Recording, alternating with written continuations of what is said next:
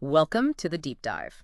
Today, we're looking at something really interesting you sent over these excerpts from a Morning Murli. It's dated April 17th, 2025, from Madhuban. Right, Madhuban, the main center. And a Murli is essentially their daily spiritual guidance. Exactly. And this one, it really digs into this idea of becoming ever healthy, not just physically, but for like half a cosmic cycle, all through spiritual awareness. It's fascinating, this whole concept of vast cycles of time and Yeah. how this Murli connects our inner state directly to our experience within that cycle.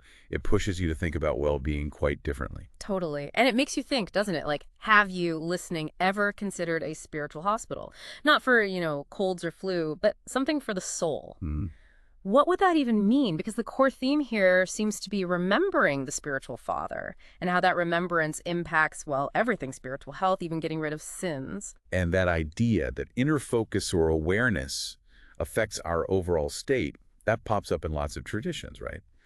Thinking of it as a spiritual hospital is maybe a useful way to frame that journey towards, I suppose, inner healing. Okay, so let's unpack that spiritual hospital idea. The Murli says engaging with it makes you ever healthy for half a cycle. Yeah, so straight away, it's not about physical sickness. Right. It's very clear this health is spiritual. It's about the soul. And the instruction is really direct. Sit here in soul consciousness. But what does that mean practically? Being soul conscious when you're, running around all day. Well, if you look at the broader context in the Murli, soul consciousness seems to mean shifting your main identity. So less about being this body, this temporary thing, and more about realizing you're the soul, the permanent self. Like being the driver, not the car. Exactly like that, yeah. A good way to put it. Okay. So that leads to this key question in the Murli. When you're doing your work, your daily stuff, what should your intellect be remembering? Which is super relevant because most of us aren't monks. We're living busy lives. Definitely. And the answer given, attributed to the Father, is very specific. Don't remember any corporeal beings. So physical people. Right. Or any subtle beings either. Hmm. Just remember the one Father. That singular focus is presented as, well, fundamental for this spiritual health. Very direct. And it clarifies who this father is, the spiritual father of all. Just the one. And interestingly, it says this father is not omnipresent. Not everywhere at once, which is a key theological point, different from many views where God is seen as pervasive. Yeah, it stands out. This Murli presents a singular supreme spirit, often called the purifier. The call, "Oh, purifier, come and purify us." So remembering that specific Father becomes the way to get purified. And it hits that common objection, right? I'm too busy. The Murli basically says, nope, you always have time for this. Yeah, it implies it's not about dropping everything, but cultivating a state of mind alongside your activities. A mental focus you can maintain. And the big claim is that this remembrance is how sins will be burnt away. That's quite a statement. It is. Burnt away, you could perhaps see it metaphorically, like clearing out negative karma, or maybe Right. letting go of past mistakes and patterns by focusing your energy positively on this Father. It suggests it lightens the soul's load. Okay, so to get this, we need to understand how the Murli sees the soul itself. It calls each soul a star. A star. Very subtle, it says, and imperishable. Your eternal core, basically. This idea of being inherently luminous, but maybe covered up. Something like that. Yeah. Many traditions distinguish the soul from the body, seeing it as permanent, radiant. The star image captures that well. So soul consciousness, again, it's about remembering you are that star, that eternal bit. And this hospital is where you learn that. And remembering makes you ever healthy for half a cycle as a soul. Right. That's the connection. And then it brings in this idea of 84 births, that souls go through this many lifetimes in the cosmic drama. Yeah, that's a specific take on reincarnation. Journeys through lifetimes, cycles of birth and rebirth. That's common in Eastern thought. The number 84 often symbolizes like the full extent of the soul's journey. Okay, then the Murli zooms out to talk about religions in this big cycle. It says founders appear at specific times, and it maps out this path from Tamil Pradhan, which it suggests is now the most impure age. Chusada Pradhan, the pure golden age, like cosmic seasons maybe? Decline and renewal. Yeah, good analogy. And it says the father comes now, in this degraded Tamil Pradhan time, to kickstart that change, that renewal. It positions this current moment as incredibly significant, a turning point guided by this divine intervention. And here's a really specific point. It says Farat, India, will be the main place in the New World, the Golden Age, and that other religions won't exist then. That's definitely a specific view of the future state, tied into their whole understanding of the cycles and the father's role. You have to see it within that particular framework. Got it. So how do we get from here to there? The Murli really stresses effort. Our personal effort in remembrance determines our status later on. Effort equals result. It even says some people track their remembrance time, report it. It sounds almost like a spiritual school where your progress is number-wise. That fits with karma, doesn't it? Your actions, your thoughts, including this focused remembrance, shape your spiritual outcome. Number-wise just means everyone's journey is individual, based on their own effort. Right. Then it defines the highest on high. It says that's God, the incorporeal one, living in a supreme place, totally distinct from deities or humans. Separate and supreme. And it uses that analogy where we're like diamonds, spiritually valuable, but became like shells because we forgot God. That's a powerful image, isn't it? Lost value, obscured purity, rediscovered through remembering the source, a kind of spiritual amnesia being cured. It also flags the importance of understanding the Trimurti, the cycle, and the tree for enlightenment. These sound like key symbols or concepts. They likely are core parts of their cosmology. The Trimurti often relates to divine functions, the cycle is time, the tree probably represents humanity's lineage and the branching of religions within that cycle. Deep concepts. Okay, and it draws this stark contrast.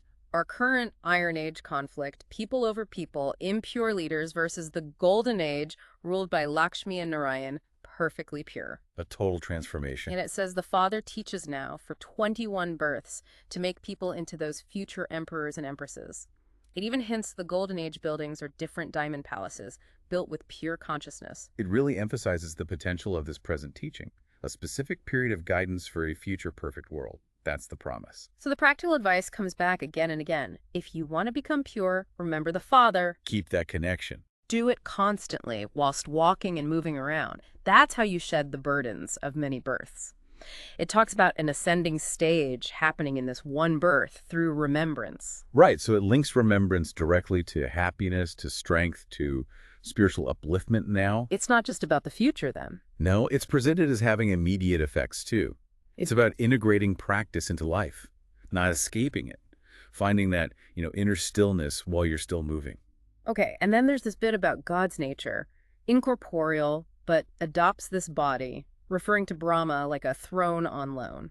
A way the formless interacts with the formed, in their view. And it says each soul sits on its own immortal throne right in the center of the forehead. That's a very vivid image for the soul's place, its seat of awareness.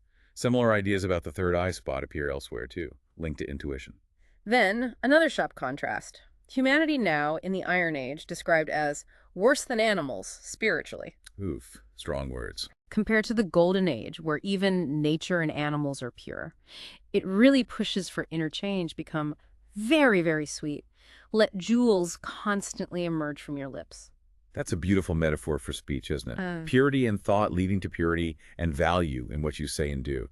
Transformation inside and out. It also touches on spiritual inheritance piece. Purity coming only from the one supreme soul. Again, pushing back against omnipresence. Reinforcing that single source idea. And it views things like temple images, deities, as paraphernalia of the path of devotion, suggesting the ultimate devotion should be just to one Shiv Baba, their name for the supreme soul, the bestower of salvation for all. So it positions other worship forms as maybe steps on a path, but identifies one ultimate focus for liberation, for salvation. And it's honest that not everyone gets this to the same degree. It's number-wise, depends on the person. Acknowledges individual capacity and pace. But it stresses making effort for your own salvation and also helping others. Become sticks for the blind, guide those who don't have this insight yet. Yeah, that's a call for compassionate action, isn't it? Not just focusing inward, but sharing the light, so to speak. So the Murli wraps up with this warm message.